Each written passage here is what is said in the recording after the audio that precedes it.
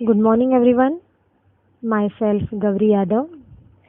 आज हम 12वीं कक्षा में सबसे इम्पोर्टेंट टॉपिक को सीखने वाले हैं, जिसका नाम है अलंकार। अलंकार का परिचय देखते हैं। अलंकार शब्द दो शब्दों अलम और कार से मिलकर बना है, जिसका अर्थ है शोभा बढ़ाने वाला। अलंकार की परिभाषा देखते हैं।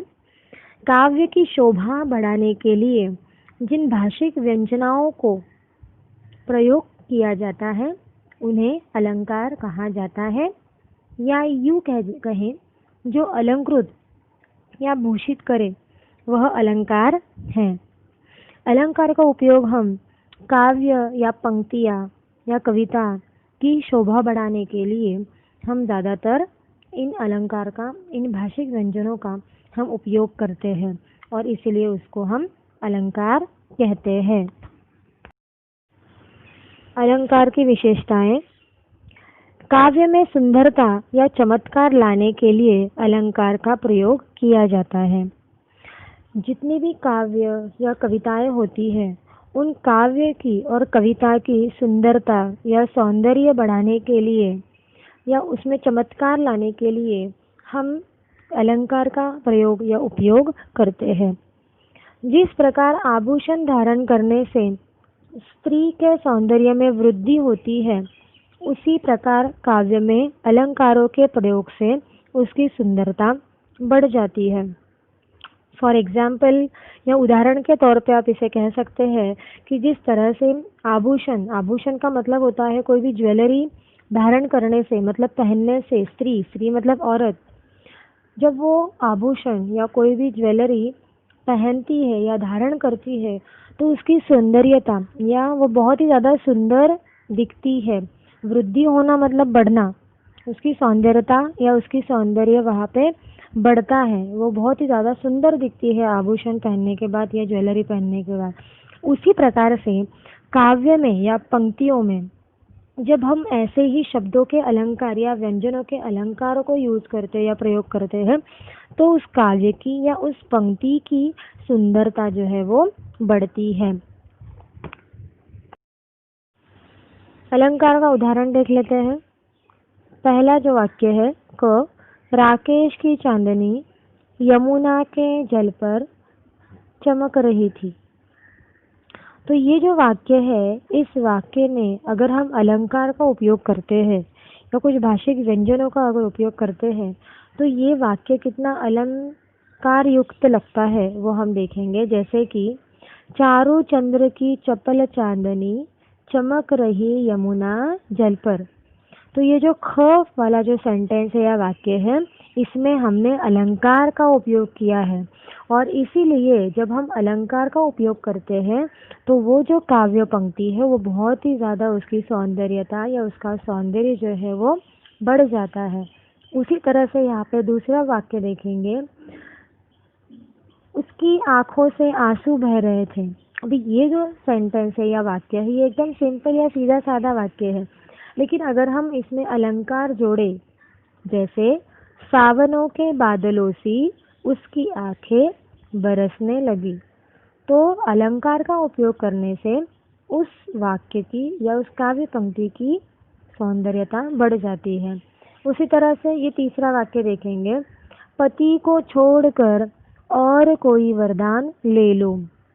तो अलंकार का उपयोग करने के बाद ये वाक्य किस तरह से होगा, देखो, वर को छोड़ और वर ले लो। तो उसी तरह से अलंकार का उपयोग करने के बाद काव्य की जो सुंदरता है वो यहाँ पर बढ़ जाती है और इसलिए उसका हम अलंकार कहते हैं। अलंकार के दो प्रकार है, एक शब्दालंकार और दूसरा अर्थालंकार। 11वीं कक्षा में आपने शब्दालंकार ये प्रकार सीखे थे या उसके जो भेद है वो सीखे थे, लेकिन 12वीं कक्षा में आपको अर्थालंकार और उसके भेद को जानना है और सीखना है। शब्दालंकार में शब्द के कारण काव्य की पंक्तियों की शोभा बढ़ती थी, लेकिन अर्थालंकार में अर्थ के कारण काव्य की पंक्ति की शोभा बढ़ती है या सौंदर्यता बढ़ती है, उसको अर्थालंकार कहते हैं। तो आइए हम अर्थालंकार की परिभाषा देखते हैं। अर्थालंकार, जहाँ कविता की पंक्ति में अर्थ के कारण विशेष सौंदर्य या चमत्कार उत्पन्न होता है, वहाँ अर्थालंकार होता है। कहने का मतलब ये है, जिस कविता में जो भी पंक्तियाँ दी हुई है वो अर्थ की वजह से या अर्थ के कारण उस काव्य की या उस पंक्ति की सौंदर्यता बढ़ती है। सौंदर्य बढ़ता है उस कविता का, किसके कारण? अर्थ के कारण, इसलिए उसको हम अर्थालंकार कहते हैं।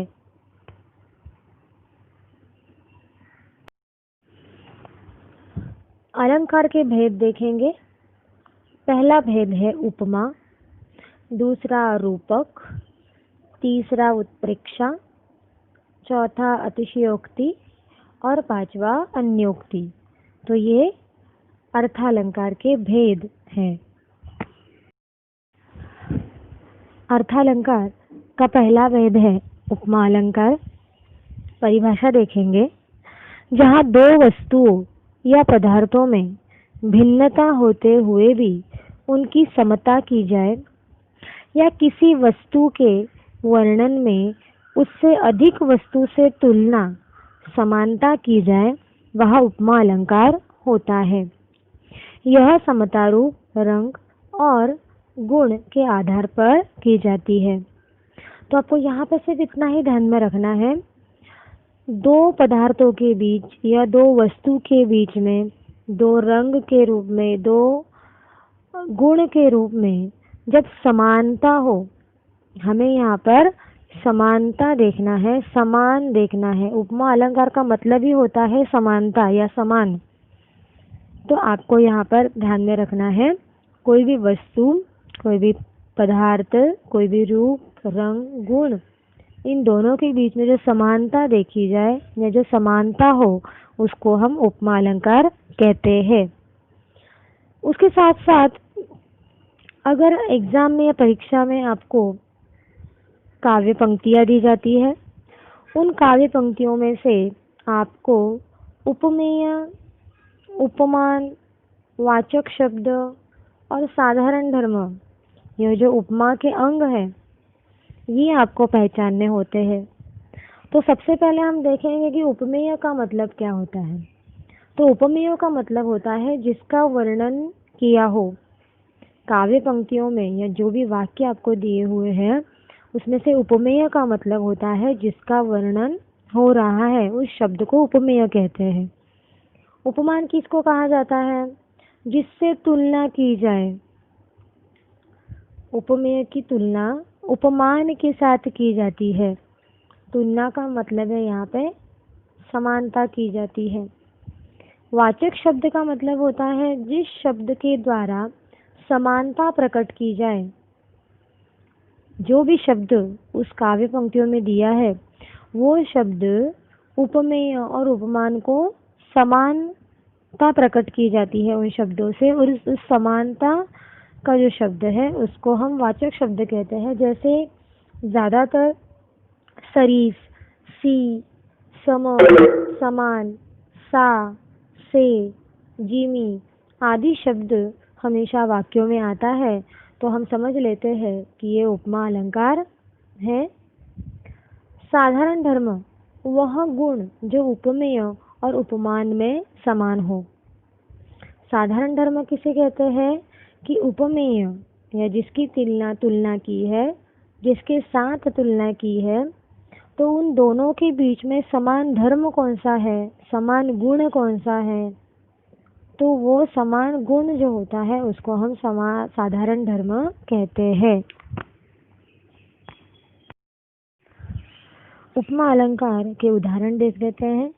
पहला उदाहरण है, कर कमल सा कोमल है। कर का मतलब होता है हाथ, कमल मतलब लोटस, हाथ जो है वो कमल जैसे, सा मतलब यहाँ पे कर और कमल, इन दोनों में समानता बताई गई है कि ये जो दोनों कर और कमल जो है वो कोमल है। कर और कमल सा कोमल है। तो यहाँ पर परीक्षा में आपको इस तरह के सवालात किए जाते हैं, इस तरह के वाक्य दिए जाते हैं, कुछ काव्य पंक्तियाँ दी जाती है। इस काव्य पंक्तियों में से आपको उपमा अलंकार के जो अंग हैं, जैसे कि उपमेय, उपमान, वाचक शब्द और साधारण धर्म का जवाब आपको यहाँ पे लिखना होता है। तो सबसे पहले उपमेय। उपमेय मतलब जिसकी तुलना हो रही है। यहाँ पे किसकी तुलना हो रही है? कर की तुलना हो रही है, ठीक है। और इसीलिए उपमेय में हमने कर ये शब्द लिखा। अभी उपमान मतलब जिसके साथ हो रही है तुलना। तुलना मतलब समानता। तो उपमान के साथ उपमेय की तुलना हो रही है, तो उपमेय यहाँ पे कर है। उपमेय की तुलना किसके साथ हो रही है? उपमान के साथ, मतलब कमल के साथ हो रही है, ठीक है। तो साधारण धर्म, कर और कमल, ये जो दोनों वस्तु है, इन दोनों के बीच में समानता क्या है? कर भी कोमल है और कमल भी कोमल है। ये दोनों का धर्म या गुण, धर्म मतलब गुण या क्वालिटी, कर जो है वो कमल जैसा कोमल है। मतलब कर और कमल, इन दोनों के बीच में समान धर्म, समान क्वालिटी कोमल है। और इसलिए हमें यहाँ पे साधारण धर्म को हमने कोमल यह लिख दिया। अभी यहाँ पे वाचक शब्द, उन दोनों में समानता मतलब सा। कर और कमल सा मतलब समानता। यहाँ पे वाचक शब्द क्या आ गया? सा आ गया। तो इस तरह के उदाहरण आपको यहाँ पर लिखने हैं। दूसरा उदाहरण हम यहाँ पर देख लेते हैं उपमा अलंकार का। मुख चंद्रमा सा सुंदर है। मुख मतलब चेहरा, चंद्रमा मतलब चांद, सा मतलब जैसा, सुंदर है। मुख और चंद्रमा, इन दोनों में समानता ये है कि दोनों भी सुंदर है, ठीक है। तो यहाँ पे उपमेय, उपमान, वाचक शब्द, साधारण धर्म हमें लिखना है। तो उपमेय मतलब जिसकी तुलना जिसके साथ करे, जैसे कि उपमेय मतलब मुख, किसके साथ उसकी तुलना कर रहे हैं? चंद्रमा के साथ उसकी तुलना कर रहे हैं। मुख की तुलना चंद्रमा के साथ कर रहे हैं, इसलिए यहाँ पे उपमेय आएगा मुख। मुख की तुलना किसके साथ कर रहे हैं? चंद्रमा के साथ कर रहे हैं, इसलिए उपमान मतलब चंद्रमा। उन दो यहाँ पे सा वाचक शब्द मतलब समानता प्रकट करने वाला शब्द। यहाँ पे समानता प्रकट करने वाला शब्द है सा। मुख चंद्रमा सा क्या है? सुंदर है। दोनों के अंदर क्वालिटी क्या है? समान धर्म या साधारण धर्म कौन सा है? तो सुंदर। मुख चंद्रमा, ये जो दोनों वस्तुएं हैं, तो इन दोनों के बीच में समान धर्म या समान क्वालिटी की वो दोनों सुंदर है। तो यहाँ पर हो गया उपमेय मुख, उपमान चंद्रमा, उन दोनों के बीच में समानता प्रकट करने वाला शब्द सा मतलब वाचक शब्द, और साधारण धर्म यहाँ पे है सुंदर। उपमा अलंकार को आप किस तरह से पहचान सकते हैं? उसका ट्रिक क्या है? तो जब पंक्ति में योजक चिन्ह आए और उसके पीछे सा, सी और से जैसे अक्षर आदि लगे हो, तो आप वहाँ उपमा अलंकार को पहचान सकते हो। तो ज़्यादातर नॉर्मली जो भी कविताएं या पंक्तियाँ आती है, उसमें योजक चिन्ह रहते हैं और उसके पीछे सा, सी और से जैसे अक्षर होते हैं, उनको हम उपमा अलंकार कहते हैं, या उसको हम उपमा अलंकार पहचान सकते हैं कि ये उपमा अलंकार है। जैसे कि इस तरह से देखो कि सागर सा गंभीर हृदय हो। सागर सा ये शब्द आया है, योजक चिन्ह आया है पहले, उसके बाद सा ये शब्द या अक्षर यहाँ पर आया है, और इसलिए इसको हम कह सकते हैं कि उपमा अलंकार है। गिरी सा ऊंचा हो जिसका मन। गिरी के बाद योजक शब्द आने के बाद सा ये अक्षर आया है, और इसलिए उसको हम उपमा अलंकार कह सकते हैं। तो ये एक ट्रिक है उपमा अलंकार को पहचानने के लिए। अलंकार का दूसरा जो प्रकार है वो है रूपक अलंकार। रूपक अलंकार की परिभाषा एवं उदाहरण हम देख लेते हैं। पहले परिभाषा देखेंगे। जहाँ उपमेय और उपमान एक रूप हो जाते हैं, यानी उपमेय को उपमान के रूप में दिखाया जाता है। अतः जब उपमेय में उपमान का आरोप किया जाता है वहाँ पर रूपक अलंकार होता है। ठीक है, अभी रूपक अलंकार की परिभाषा पहले समझ लेते हैं। आपको सबको पता है उपमेय का मतलब होता है जिसकी तुलना हो, और उपमान का मतलब होता है जिसके साथ उसकी तुलना करते हैं। तो यहाँ पर क्या होता है कि यहाँ पर समानता नहीं होता है, मतलब यहाँ कोई भेद नहीं है या फिर समानता नहीं है। जिस तरह से उपमा अलंकार में हमने देखा था कि जहाँ पे समानता हो उसको हम उपमा कहते हैं, लेकिन रूपक अलंकार किसे कहते हैं? जिसमें कोई समानता नहीं है या कोई भेद नहीं है, उसको हम कहते हैं रूपक अलंकार। ठीक है, तो इसमें उपमेय जो होता है वो उपमान पर आरोप करता है या उपमान पर आरोप किया जाता है, वहाँ पर रूपक अलंकार होता है। आप अगर शॉर्टली या बहुत ही इजी तरीके से उस रूपक अलंकार की परिभाषा को समझ सकते हैं तो बस इतना ही ध्यान में रखना है कि रूपक अलंकार मतलब जिसमें कोई भेद नहीं हो, या रूपक अलंकार मतलब जिसमें कोई समानता नहीं होता है ना, उसको कहते हैं रूपक अलंकार। और उपमा अलंकार में मैंने क्या बताया था इससे पहले के उदाहरण में? उपमा अलंकार मतलब जिसमें भेद हो, जिसमें समानता बताई हो, उसको उपमा अलंकार कहते हैं। और रूपक अलंकार मतलब जिसका कोई भेद नहीं होता है, जिसमें कोई समानता नहीं होती है, उसको हम कहते हैं रूपक अलंकार। जैसे यहाँ पर देखो उदाहरण, चर कमल बंदो हरि राई। तो इस स्पष्टीकरण में हम इसका स्पष्टीकरण देख लेते हैं कि उपरोक्त उदाहरण जो यहाँ पर दिया हुआ है इसमें उपमेय जो है वो है चरण। उपमेय मतलब चरण, जिसकी तुलना हो उसको कहते हैं उपमेय। उपमेय यहाँ पर है चरण। और चरण में उपमान, उपमान मतलब जिसके साथ तुलना कर रहे हैं, कमल, जिसको क्या कहेंगे? कमल। उपमान कमल होने का आरोप किया गया है, चरण कमल, चरण कमल। यहाँ पर उपमेय चरण में उपमान कमल होने का आरोप कर रहा है। ठीक है, और इसलिए इसको हम कहते हैं रूपक अलंकार। मतलब चरण और कमल, इसमें कोई भेद नहीं है, इसमें कोई भी समानता नहीं है, इसलिए उसको हम कहेंगे रूपक अलंकार। हम उदाहरण के जरिए ज़्यादा अच्छी तरह से समझ सकते हैं। ठीक है, तो हम पहले उदाहरण देखेंगे। रूपक अलंकार के कुछ उदाहरण हम देख लेते हैं। यहाँ पे मैंने आपको इससे पहले भी बताया है कि रूपक अलंकार आप किस तरह से पहचान सकते हैं। तो उपमेय और उपमान एक रूप होता है, उसको कहते हैं रूपक अलंकार। या दो चीज़ों को एक कर देना मतलब रूपक अलंकार हो सकता है।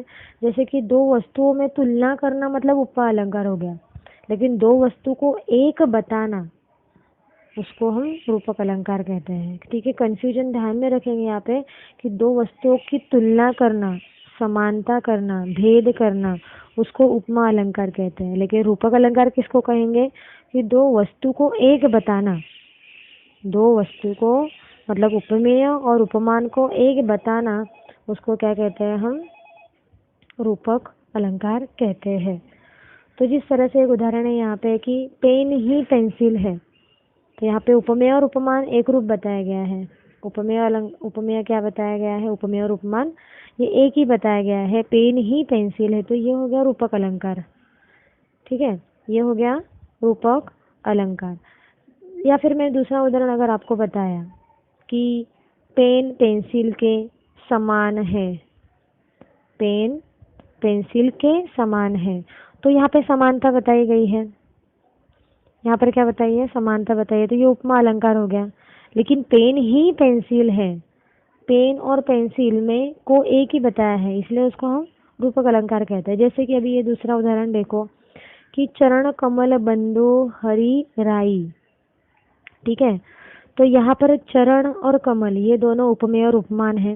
ठीक है, तो ये जो चरण और कमल, ये जो दो उपमेय और या उपमा, ये जो दो चीज़ें, ये दो वस्तु है, ये एक ही बताई है। ऐसा नहीं कहा है कि चरण कमल के समान है, यहाँ पे डायरेक्टली चरण कमल ये एक बताया गया है, और इसलिए ये दो वस्तु को एक बताया गया है, इसलिए उसको हम क्या कहते हैं? रूपक अलंकार कहते हैं। चरण ही कमल है, यानी रूपक अलंकार।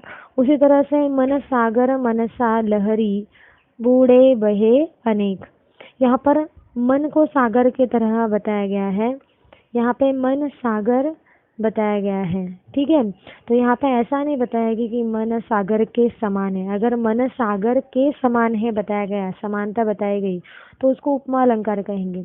लेकिन यहाँ पे सागर के समान नहीं लिखा है, यहाँ पे मन सागर लिखा है, मन सागर बताया गया है, इसलिए मन सागर ये दो वस्तु को एक बताया है, इसलिए उसको हम कहते हैं रूपक अलंकार। उसी तरह से शशि मुख पर घूंघट डाले, शशि मतलब चंद्र और मुख मतलब चेहरा। यहाँ पे मुख को चंद्र बताया गया है, ऐसा नहीं बोला है कि शशि मुख के समान है। मुख के समान अगर आया तो समझ लेना उपमा अलंकार, लेकिन यहाँ पे शशि और मुख, शशि मुख को बताया गया है, यहाँ पे शशि और मुख ये एक बताया गया है, इसलिए उसको हम कहेंगे रूपक अलंकार। उसी तरह से मैया मैं तो चंद्र खिलौना ले हूँ, यहाँ पर चंद्र खिलौना, यहाँ पे सिर्फ चंद्र का ही खिलौना उसको चाहिए, चंद्र के समान खिलौना नहीं चाहिए, उसको सिर्फ चंद्र ही खिलौना चाहिए, और इसलिए उसको हम रूपक अलंकार कहते हैं। उसी तरह से अपलक नभ नील नयन विशाल, नील ही नयन है और नयन ही विशाल है, यहाँ पर एक रूपता बताई गई है और इसलिए इसको हम कहते हैं रूपक अलंकार। Thank you.